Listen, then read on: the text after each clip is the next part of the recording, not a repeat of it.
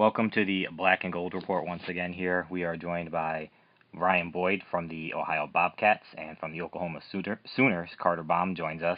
And first of all, we'll start with you, Carter. How was Oklahoma's opening weekend? Oklahoma opened up pretty strong with the two games against Division III Arkansas. A lot of hard-working, fast players out there, and they won 10-2. And then Saturday afternoon they came out. First period was a little shakier, up 1-0 after the first, but they obviously got a little talking to in the locker room and came out. They scored 6 goals in the second period, and they won by 10-2 on Saturday as well. And then for you, Boyd, just give us a review of the Bobcats weekend. Yeah, similar to Oklahoma, it was a good weekend for Ohio. They took care of business against John Carroll. They won both games. The first game was 9-1 on Friday night, and similar to what Carter said, the first period was a bit slow. We went into the locker room in a 1-1 tie, but really got things going in the second and third period. In the third period in particular, on that first night, we scored 5 goals in about a 2-minute span. At one point, it was really unlike anything I've seen. And then the second night, head coach Dan Morris got some of the new guys involved. He put a new goaltender in net, and it was a closer game, but Ohio dominated puck possession and played pretty well throughout. They won 5-3, so the 2 quality victories to start the season. And I would say the same way about Oakland. They played Kent State, won 7-3, and then 8-3, and same thing, kind of a slow start in the first period. Oakland ran into a little bit of penalty killing trouble in the first game, second period, blowing a 3-0 lead, but they were able to rebound and take the lead. But I guess our teams aren't really the story this week in the ACHA, and that really is Navy knocking off the defending national champion Delaware by a score of 4-1. What's your first thoughts and reactions on that, Carter? I would just say shocked. Watching Delaware last year while we were at the national championship, they were a real solid team. Obviously, they won last year. I expected them to come out and just start rolling once again, but dropping their very first game on the road to Navy. So no offense against Navy, but Delaware's a better team, and especially to lose by a score of 4-1, by the scoreboard, doesn't seem like it was too close to the game. Same thing for you, Boyd. I know that you had told me you were kind of shocked about it as well. Yeah, I was very surprised, and a couple of things that really caught my eye. And as I say these things, I want to make sure that everybody knows that I haven't talked to anybody at Delaware this week, so I'm not sure as to why any of this happened. I don't want to speculate incorrectly, but just looking at the scoreboard or scorecard, it says that the defending ACHA National Player of the Year, S.J. Groth, their goaltender, did not play in the game, and I'm not sure if that was just a coach's decision or if there was an injury or anything like that, but he was not involved, and that surprised me. And then also I saw that there were a ton of penalties, and I didn't count up the exact number, but it looked like it was a pretty just filthy game. Just a lot of silly mistakes and stuff like that, and it just looked like, to be honest with you, Delaware didn't come out to play that game, and you can't do that. It doesn't matter who you're playing. It doesn't matter if, as Carter said, Navy's clearly not to be disrespectful, but not as good as Delaware. But if you don't come out and give it your all, then anybody can beat you on any given day. So I was shocked, but the scoreboard or the scorecard there it kind of points towards Navy deserving that victory. One other thing that I saw too, and I think this was on the Navy website, was the shots were very much in favor of Delaware in that game. And so, you got to give a lot of credit to the Navy netminder, but the same thing as you guys not seeing SJ in the net there, I was kind of curious as to why that was, but nonetheless, with that, where do you think that this changes the rankings for Delaware in terms of where do you think they should fall, Carter? Honestly, with just like everyone else starting out the year, I had them at number 1. That's where they finished off last year. They have every right to start off there again this year, but after a loss like that, it puts, obviously I didn't see the game, but it puts a little bit of doubt in my mind, and for me, it dropped them. I've got them about 5 right now. I'm sure they can rebound from that. It was just a 1-game thing, but that's the only game that they go off of right now, and it puts a doubt in my mind.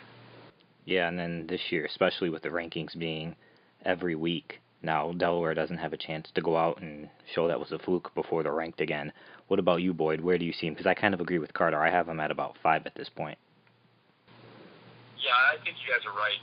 I will say this, though. I think that if I gave my honest opinion as to where I think they'll be, I think it will be 5, 6, something like that. I don't think they'll fall too dramatically, but I'm a person that, whether it be college football or whatever sport it may be, when the team loses to an unranked team or a team that's not all that proven, I'm kind of a fan of making them drop even further, especially early in the year, and then making them work their way back up. Because I saw a couple of other teams in the rankings that had some pretty good victories. I'll give you an example, and I know, Corey, I brought up this team last week. Robert Morris, who's number 11 in the nation right now, beat number 14 Central Oklahoma twice this past weekend, and who knows how good Central Oklahoma is going to be, but I expect them to be competitive this year. So you see a team like Robert Morris or any of those teams that are behind Delaware that have some pretty quality opening weekend victories, I kind of like to see Delaware fall behind them and then have to work their way back up.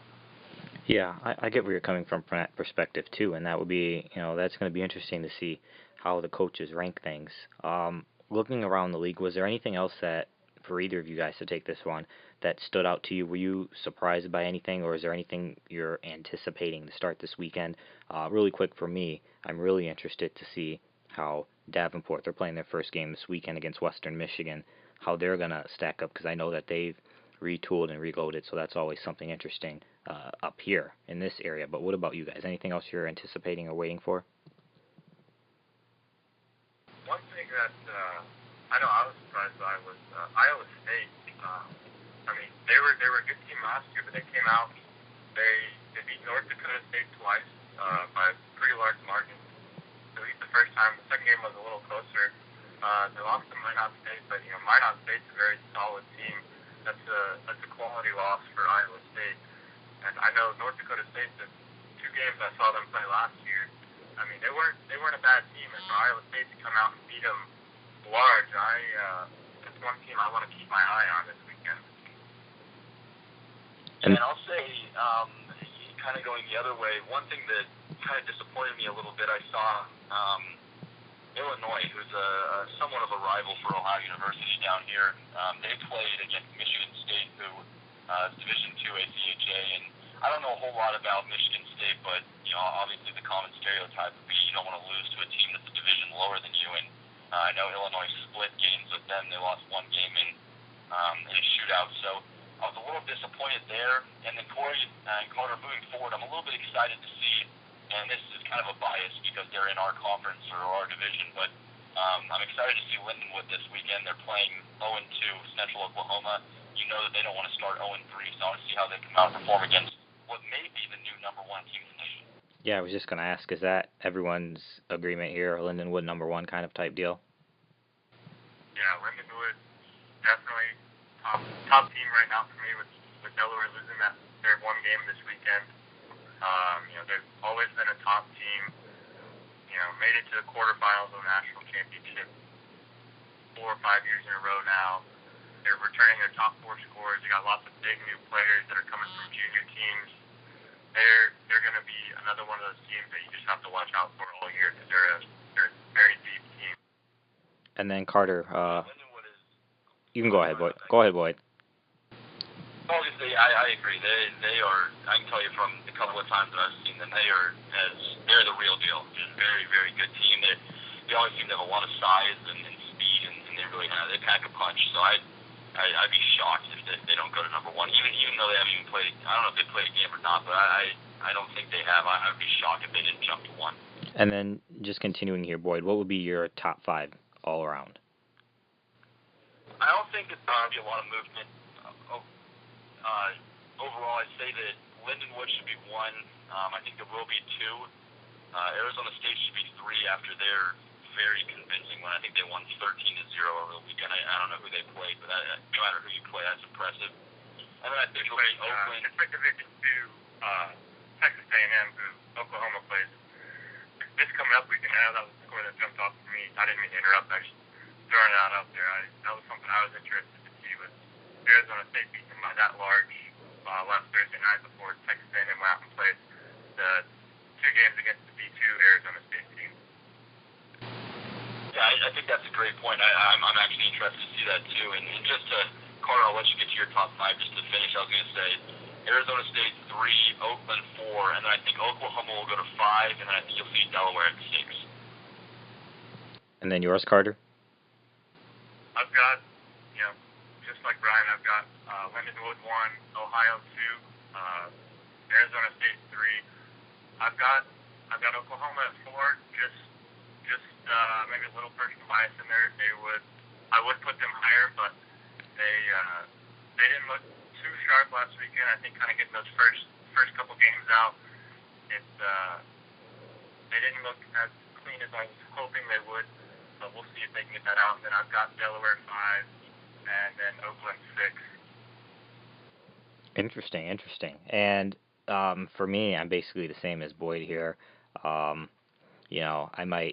might flip Oakland and Arizona State. A little bias there on my part, but the only reason for that would be just because of who they play at the opening weekend, with Oakland playing a conference opponent in Kent State and playing a D1 team as opposed to what Arizona State did. But obviously, a lot of teams do those type of warm-up games here. But I'd probably go 1 Lindenwood, 2 Ohio, and then 3 Oakland, 4 Arizona State, 5 Oklahoma, and then realistically, I think Delaware would be somewhere in that 6 range. But like Boyd was saying earlier, you'd think it would be a situation where maybe they drop a lot, but how the rankings work in the ACHA, that's probably not something that's going to happen. But looking ahead, who was someone on your team, Carter, this opening weekend who surprised you in a good way, if anyone? Jordan Greenberg. He's a freshman coming in. He played for the Texas Tornado in the North American League last year. Friday night, I'll start off with he had, I believe, 1 goal. He wasn't a huge notice, but Saturday afternoon, he scored 4 goals. Wow. And 3 of the 4 goals came while Oklahoma was shorthanded. Wow. Impressive. So he is definitely someone that I'd love to keep my eye on. Another person, Daryl Bolden, had 1 goal on Friday night. I thought he should have been credited with the 2nd goal, but they only credited him with 1, and then he came out and had a hat trick on Saturday afternoon as well. But definitely Jordan Greenberg, with his persistence on penalty kill. He scored 3 shorthanded goals, but every time Oklahoma was shorthanded, he had a scoring opportunity, and that's something I really like to see. And then Boyd, anything on your end?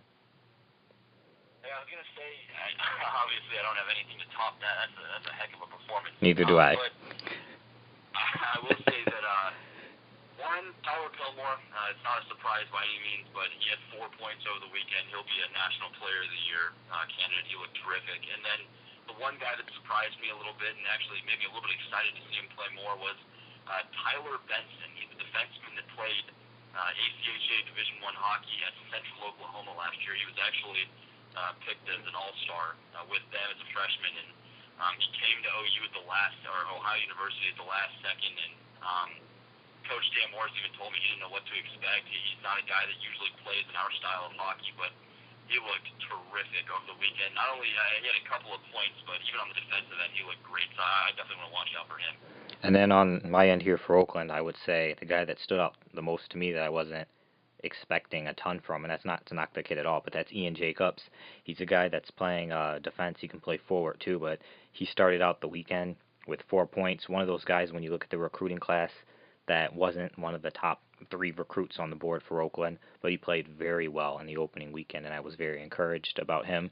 And another kid is a guy from Cranbrook, British Columbia, who's here. His name's Richard Hubscher. He scored a goal in the Kent State game on Saturday night, and it was a pretty goal too. And he's a smaller guy, but he's a guy that can play, and he put up over 100 points last year in junior. So he's a kid to watch out for as the season moves on. This weekend, though, coming up, Oakland has 1 game against GLCHL conference opponent U of M Dearborn, and that's a home game on Saturday. Carter, looking ahead, I know you talked a little bit about the Sooners. What's your weekend ahead?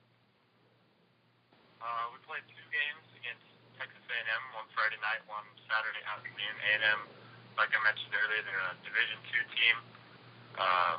Oklahoma, has been pretty consistent about playing some lower division teams that are more local to us here in Oklahoma to start off the year. And I think it'll be another game for them to get their legs under them. They played 2 games down in Dallas a couple weeks ago against the Texas Tornado, the reigning Robertson Cup champions from last year. And I thought during those games there was something really special, especially during the third period of the very first night. The Oklahoma team just looked unbelievably fast. Every pass was on the tape and crisp, and it dominated the defending champions. And that's something that I didn't see a whole lot of this last weekend with Arkansas, and it's something I really hope I get to see this weekend with A&M, the last little tune-up before they head off to the showcase. And then who's Ohio got? Ohio's got 2 at home against Pittsburgh. Pittsburgh, number 25 team in the nation right now. I know that they won their first 2 games. They had a pretty good weekend against Indiana, who is obviously one of our conference foes. So 2 quality wins for them, and we expect them to be a pretty good team. I don't know a whole lot about them. I'm still doing my research for the upcoming weekend, but it's not going to be a pushover of an opponent, but Ohio is excited, and they look forward to hopefully being 4-0 by the end of the weekend, so we'll see. And just a couple more things here. First of all, we'll go back to Carter here.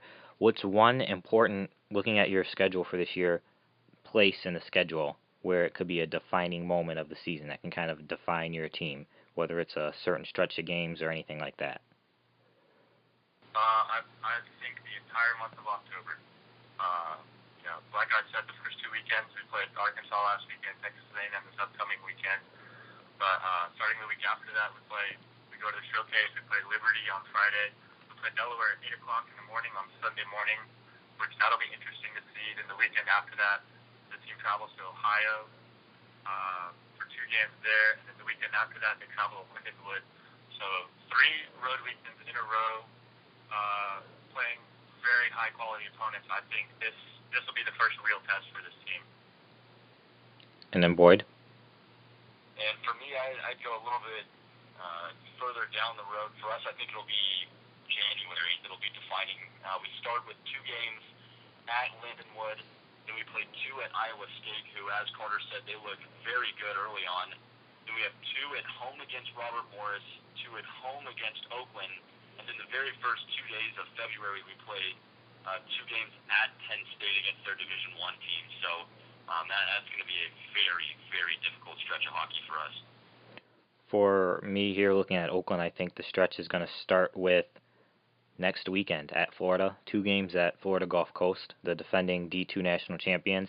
And, I know you mentioned the whole thing about Michigan State and being D2. One of the reasons for State, obviously, is because they can't have, and I know it's weird a little bit, because some teams are grandfathered in and some teams aren't, but they can't have an ACHA D1 team because of the NCAA Spartans, which is technically the rule on the book in the ACHA. But, for them to go out and beat Illinois, I wasn't completely surprised about that, just because I've seen what Michigan State can do in the past. They beat Oakland last year, and it seems every year Oakland splits with Michigan State. The 2 aren't playing this year. But for me, it's going to be the trips down to Florida Gulf Coast next week. Like I said, the defending D2 national champions. And it's kind of going to be a situation where, how is the focus of everybody? And no offense to Kent State or U of M Dearborn, but that might be the first best opponent Oakland plays this season. And then the next grouping of that for me would be the Arizona trip, a game against Arizona State, and then 2 games against Arizona, who's much improved. Sean Hogan's done a great job down there in Arizona. So those are kind of 5 games that will kind of, I think, help define the season, and we'll make those moments against Ohio later in the year and at home against Oklahoma. You'll know what you'll be able to expect by that point. But just looking around the league, I'm really excited. I think the rankings, the way they're doing it this year, is a good job to compare it to college football. I just want to get your thoughts on that real quick, because before, like we said about Delaware, if you slipped up, you had an opportunity to go get 2 more wins, and now it's a situation where they don't. And I was talking with our head coach here, Jeremy Backus, during one of our post-game shows this weekend, and he was telling me that, he thinks it's going to help out because it will prevent teams from dropping too drastically or moving up too drastically based on a little stretch of games, and you'll be able to have that sample of 2 games here, 2 games there, which you'll be able to rebound yourself nicely, like a Delaware can rebound themselves by blowing out their opponents this coming weekend. So what do you guys' kind of thoughts on that, first of all, Carter?